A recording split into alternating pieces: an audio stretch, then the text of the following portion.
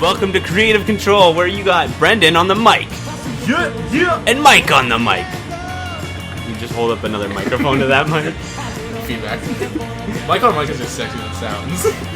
It's not bad at all. Alright, we got some stories of tales of stories, and tales and two tales in the tales from the game Tales. Imagine Inception, but with tails. What's our subjects today, Michael? Nicki Minaj and race car drivers. She has a song where she drives a race car. It's called Hoveling. I'm not even joking. No? And she says Nintendo in that song. Huh. Nintendo. Yeah, we eat the friend sound. Something like that. She rhymed Nintendo with friend zone? I'm not even joking. Look it up. It's real. It's called. Well, she's a horrible. If you like Nicki Minaj, you just go dig yourself a hole in line. I'm gonna tell you my Nicki Minaj playlist. Nicki Minaj so much. Alright, so today we have skeletons and machines. This is what it's like when worlds collide. How's that sound again? Not like that. I really wanted to start clearing your throat.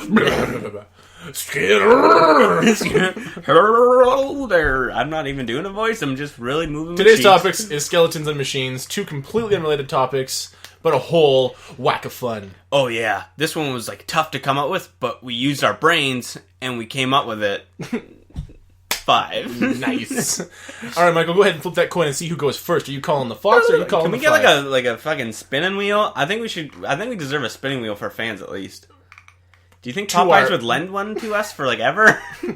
I Is that stole lending it. still? No, that's stealing. And I borrowed it. Are you giving it back? No. No, I'm not. That's stealing. All right, I'm gonna flip. What do you call? I'm gonna call Foxman. Wow, because you called it last time, or you didn't call it last time. You got fuck. Okay, I'm gonna flip that again. Oh, I got it. Who's going first? Yikes! Who went first last time? I think you did. I think I went. You can go first. All right, rock and roll. Brendan's gonna tell his story first, and if this is what happens when stories collide. Fuck! I got the burps from this fucking Pepsi, yo. This episode is sponsored by Pepsi, yo. And the burps it comes with. My story about skeletons and machines is called "Give Me That Money." Off to a great start. I'm enjoying it so far. Give Me That Money is a story about a very Hebrew skeleton on a quest to earn gold, make money, and get rich. Okay, I'm gonna stop this already. I'm gonna stop this entire story. He's Jewish, and the story's called "Give Me That Money," and he's searching for gold. Well, no. No. You're telling me no to the facts that I just told you. That's exactly what you just told me. Let the story ride out. Trust me. Can you just tell me what I just said was correct? Here's the situation. I'm gonna toss you some facts. You tell me what it is at the end. The story's called "Give Me That Money." It's a story about a very Hebrew skeleton on a quest to earn gold, make money, and get rich. Only problem is his car broke down, so his mom is his only mode of transportation, and he's forced to take her along on the cross-country journey to find themselves and each other while looking for something, which is themselves. But then they meet a drifter who has no money. And he shows them what they have been missing. It was each other and the drifter, but mostly each other. And it's a very heartwarming tale about love, connections, and love connections, and money, and a lot of connecting about money. The TV showing next season. The TV showing the next season show flicked off as Nathan, the teen troublemaking skeleton, stood up from the couch and walked to the kitchen to find some skeleton meals. As per usual, there was nothing to eat. In actuality, there was a ton of food to eat. A skeleton of food. What a play on words. But because he's a stupid teen who can't cook and is too lazy to cook, there's nothing to eat. Also, I'm fully aware skeletons don't necessarily need to eat food, but I had to break up the story somehow. He's a teenager. Nathan walked back to the couch and pulled out his bone phone so he could touch his bone. Mom won't be home for another few hours and Dad's away on a business trip. Time to get my freak on. Nathan pulled down his shorts that he was so totally wearing and began to get freaky. We'll go ahead and skip this part. Wink to Mike. Did you cue that or did you... I wrote it and then said it on accident. Oh, okay. I meant to wink it.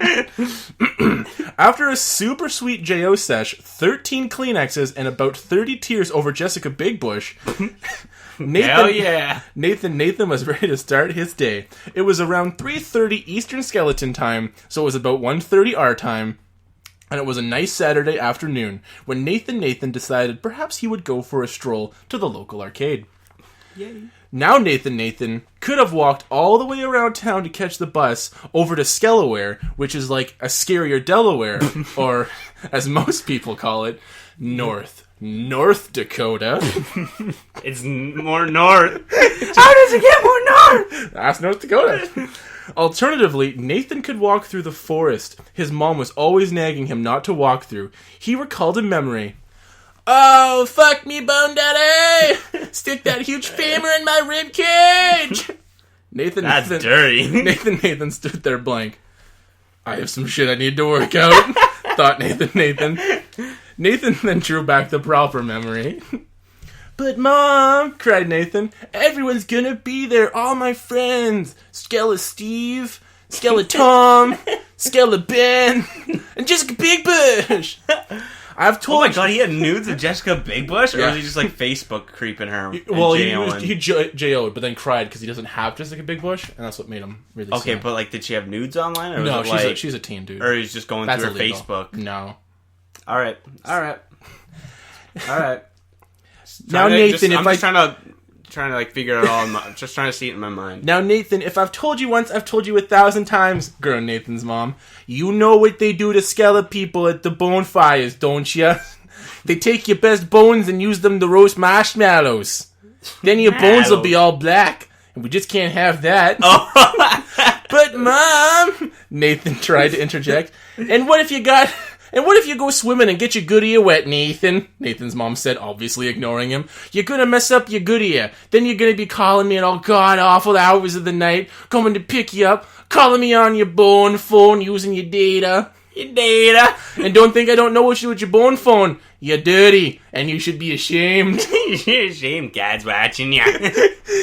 Nathan quivered as he reflected on this terrible, terrible memory. He began to walk past the entrance of the Forest of Illusion. Then all of the memories of all the kids picking on him and his mother's constant nagging, he turned right the fuck around and strolled right into the entrance of the forest and began to walk in. He wasn't in the forest long before the regulars began to pour out of the woodwork. The forest. Woodwork. That wasn't funny. Hey kids, spare any marrow? Just need a few bones to catch the bus home. Spare some phalanges for your daddy. Bones is a form of currency? Who cares? Don't look into it. Okay. All of these skeletons seem to be very dangerous. Bone dollar. But then Nathan saw something horrible. Something no skeleton wants to see. His ex. Ooh. And his old best friend. Ooh. Nathan tried to look away, but it was too late. Chris and Jessica Big Bush came over. Ooh. Hey there, Oh. Hey there, Pitbone, Chris said in a very He's jumping out condescending to his tone. ex-girlfriend? Yeah, man. Sad. Nice. I bet you he was in the photo too and he just put his like Hey, hand over the it. face. Yeah, well, what else are you gonna do? do? Facebook, right? Just like... Nice. Whatever. What's wrong, Nathan? You seem a little moody. What's wrong? Yeah, Nathan, what's wrong? Jessica said to Nathan. I don't know. Maybe my old best friend is boning my ex. How about that? Friends don't do that to friends, Chris. Nathan said to the couple. From behind his back, Chris pulled out a clipboard. Looks like you're on my list of people to KO. This tells me we are not friends. We are never friends. Chris begins to yell. Then he climbed up some tree ropes and raised his elbow. Then he slammed down on Nathan and his bones scattered everywhere. What a mess. The worst part is that they were never actually friends. They were never friends, man. That would make me fall apart, just like Nathan is right now. Exactly. Nathan, now more embarrassed, grabbed up all the bones in his skella hands that they could carry, and he bounced out of there. Literally. The homeless skeletons, his ex, and his ex-best friend all laugh as he ran off. The homeless skeletons grabbed whatever bones were left and used them to roast marshmallows. And yep, you guessed it, the bones got all burnt and black, meaning Nathan could never ever wear them again. Oh no. Nathan ran so deep into the forest, so deep the average person has never been this deep. As Nathan sat down on a tree stump and cried totally real skeleton tears, a mysterious man in a cloak appeared before Nathan. He hobbled up close, shambling as Nathan raised his head. Not many people around these parts these days, the old man said feebly from behind his cloak. Morty. Most men who walk past these parts never return alive, he said with heavy undertones of malice in his voice. The old man then looked up at Nathan, not noticing he was a skeleton until now. Ew, what the fuck is wrong with you? How the fuck are you even a thing? I'm gonna hurl! Then the old man began to hurl violently in a bush behind him. Nathan then raised his hand. Do you, need a hand, man? Oh, fuck no, you gross-ass motherfucker! I was gonna give you 3 questions to answer to see if the forest would find you worthy and accept you, but I don't even give a fuck, you're so gross! You look like what I assume a Wookiee would look like shaved! You make me think of a Yeti from Rudolph the Red-Nosed Reindeer, except nobody likes you! You're a fucking avocado, man! The old man raised his hand and pointed to a small clearing in the forest. Please, just leave! He began to hurl some more. Nathan left from the old man's sight, walking through the clearing. As he was just about to leave the forest, he heard some strange noises. Oh, baby, your bone is the biggest bone I've ever seen. Then Nathan saw enough for one day. In the middle of the grass field, he grabbed his bone phone and put a bunch of really obscure passwords, most of which contained the word password, because who the hell has time to remember that many passwords? True. Then bluish-purplish skin began to form around Nathan as he materialized and then disappeared. He headed up to the mothership. Ooh. So Nathan, what is your final decision? I wish to have this planet removed, spoke Nathan in a strange alien language. As you will, Prince Nathan. The planet was then destroyed, and a very rich montage played of a bunch of people living their last seconds. It was nice. That sounds Credits. That sounds peaceful. Once the credits finished, we're back in the main menu where Nathan went to the special features to see what else was available. Alternate ending. Nathan said inquisitively. The screen showed Nathan beamed up to the ship again. So Nathan, what is your final decision? There was a moment of pause before the answer. Then in tandem with the movie, Nathan and the movie spoke. I wish to live with the skeleton people and help them love. Nathan clicked off the movie. Not too shabby. He tried to have a quick JO sesh, but unfortunately some of the homeless skeletons are making s'mores with it. At least he has a black wiener now. Finn. That's my story! That was a good story. Give me that money! I was lied to, though. Yeah, there was no Bon Jovi There was at all. no Jovi. Did you just make that up this entire... That's so mean. Oh, dude, you fell for it. I did fall for it. I thought you had Jovi in your story. I thought we connected on a cerebral level. We didn't. Wow. You're not even my friend. I'm just kidding. So, what do you think of my story? Did you like it? Did you think any funny parts in there? I was missing a lot of Jovi, but other than that, it was pretty bullshit. it was really funny. It was fucking long. I don't think I could top how long that was. Yeah, that's what she said. At least With her black. penis. Exactly. That was fucking funny. That was a good one. All right, buddy, your turn. Okay, let me get this burp out. 3, 2, 1. Burpees. Burpees. Burpees. Touch my penis. Wow. Oh no. I don't want to. You're gross. Alright, here's my story of skeletons and machines, daddy. This story is called The Rise of... Or no. Nice. Yeah, The Rise of 3040 AB. The year is 3040 AB. After Bon Jovi. This is I got a British accent going on? Do it. The whole zombie pandemic swiped the nation, killing hundreds of millions of people. One man stood amongst the rest of all the corpses. That man was John Bon Jovi. Yeah, the John Bon Jovi. You may not know this, but he has a master's degree in robotic engineering. Bon Jovi had a plan to beat all the walking living dead. Oh my god. And that was to make an army of Bon Jovi robots. Only thing was, when he was adding the ingredients, sugar, spice, and a lot of Jovi, he added way too much Jovi. It's too much Jovi, eh? So this robot army of Bon Jovis were almost exact to the original, except that extra dash of Jovi pushed their egos to the max. Now, the only thing these robots cared for were their luscious hair, playing Living on a Prayer, and exterminating anything that wasn't Joe-valicious. Hold on a second. How many people died? Hundreds of thousands? Hundreds of millions. There's still billions of people on Earth then? Yes. Okay. Yes.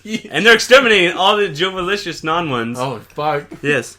Within 10 years, human race was... See, there we go. Now you like it? Within 10 years, human race was on the brink of extinction, except the original John Bon Jovi. And anyone that resembles Bon Jovi and Michael Living on a Prayer Bona, who legally changed his name to that to avoid death.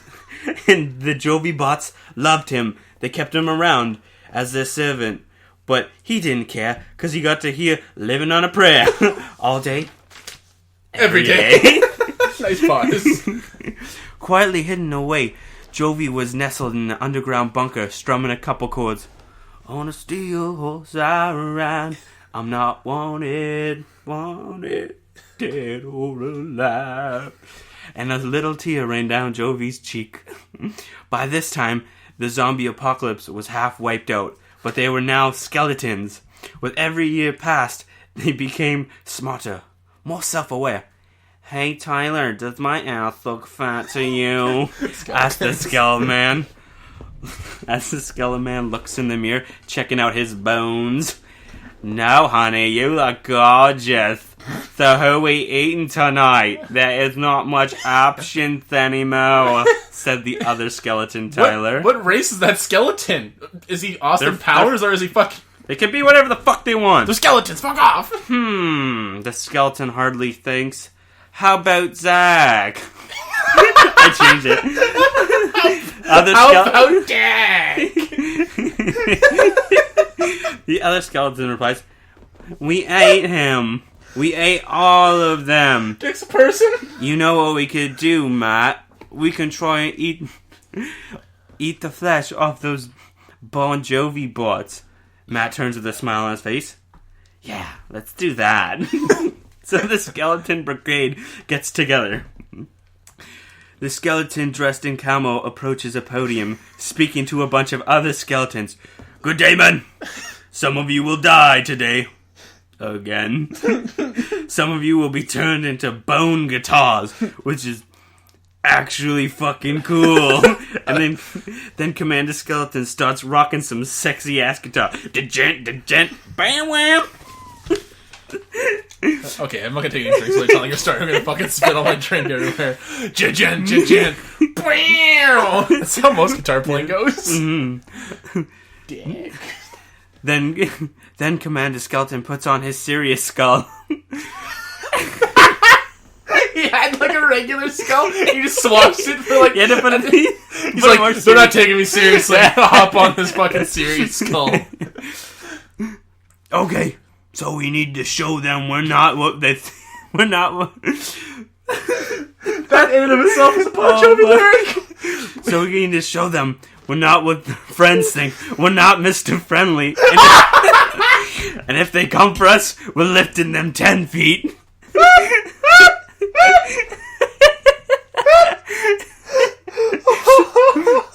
I'll buy you a wardrobe. Then the cutest little skeleton approaches the stage and she hands Commander Skeleton a coin. It says number 1 dad. Commander looks at the little girl. Thanks. Whose kid is that anyways? Then Commander Skeleton throws the coin on the ground because he had daddy issues. And you're right, he does hate his father. Because he wasn't a real captain. And that bugged him. He's not even a real captain. Holy fuck. So Commander Skeleton leads the charge to the Bon Jovi penthouse. They're rock stars. The girls come easy. The drugs come cheap. They all stay skinny because they just don't eat. Oh, fuck. They reached Palace Jovi, which is a hotel the size of CN Tower. And they're at the top floor. The skeleton army must be 100,000 strong. Right before they enter, a Gibson Les Paul comes crashing right down to the earth. right in front of them. It broke the earth, but not the guitar. Never a Les Paul. A guitar so great, even God couldn't destroy it. And from the heavens rains down Bon Jovi's Oh my god. superhero landing. All of them. Of course. Head Jovi walks up to... Yeah, there's a Head Jovi. Head Jovi walks up to Commander Skeleton. You're here to meet your maker? Again? Jovi turns to the other Jovies and laughs, like I just did. Commander Skeleton steps up. Kinda funny, coming from a guy who lives on a prayer. Commander Skeleton turns around and low fives another skeleton. But Lee Jovi didn't find it amusing. Jovi's... Back to this. Yeah. I'm fresh off the boat of male Bon. Yeah. Jovi's attached... Was it? Jovi's attack on a steel horse. We ride! and an epic battle fought. If it was a cartoon, it would be at least 3 whole seasons of death and destruction. The battle rages on for months until amongst the tallest hill, a sound so clear that everyone stopped. It was a G chord. A hooded figure stands, holding a Les Paul. Stop! The hooded man shouts. He takes his hood off to reveal the real John Bon Jovi. All the Bon Jovi bots bow. The skeletons go to strike the robot Jovies, and Bon Jovi starts shredding, killing every skeleton there was. Some of the good guys. Yep. The battle was over. John Bon Jovi devised a plan to bring back civilization with his DNA. He created a new world of human Bon Jovis and Gene Bon Jovis to repopulate. Everyone was gorgeous. And that's how John Bon Jovi saved the Earth. In the future. It hasn't happened. But it will. Yet. Oh, shit. Finn. Nice. That story was fucking amazing, dude. I should win an Oscar at least for that. I'm gonna start clapping here. Hey, Martin Scorsese, whenever you want to chat, I got a couple stories for you. Does that do anything for you? Huh? Megadeth? Yeah, exactly. At the end of that, on like the music video, it's not the song, but on the music video, they like answer phone like, oh, it doesn't do anything for them at all. So Just like when we did the Ben Affleck thing? exactly, yeah, exactly. You did it first. So Oh, okay. some things I want to talk about in your story. Okay, shoot. Amazing. Amazing. Captain Amazing. There was plenty of good lines in there. I liked it. Thank you very much, sir. I like it was also the CN Tower. It wasn't the CN Tower, it was a hotel the size of the CN Tower, which is like a gigantic hotel, so like when you picture them jumping off it, like it's a far drop. Yeah, well, No, I kind of took like some notes from like iRobot, like how they all kind of like jump down. Yeah. Like, something that cool, but Bon Jovi, so it's like cooler. it's a little bit cool. I'm not saying my story is better than iRobot, but I mean, I am. It is. In a way, I am. Yeah. I'm not saying it, Yeah. but in a way, Yeah. I am. And if you don't think it is, I'm lifting you 10 feet. Call you a lawyer. Yeah. I'll buy you a wardrobe. Fuck, man. Almost peed myself. Oh my god, that was actually so much fun to read as it was to write. Fuck. All right. Well, is that it? You got any questions? You wanna? I think this was a really good episode for us. Yeah, man. We had a fucking shit ton of fun. So So you know the usual. If you like what you heard here today, subscribe, yep. There's Like. share, Mhm. tell your friends about us. Tell share about us if you can. But the thing is, we're not Mr. Friendly. We're We're not not what your your friends friends think, and we're not Mr. InSync. So No, I might be Mr. Backstreet. okay, you do get in the back street. So do you. All right.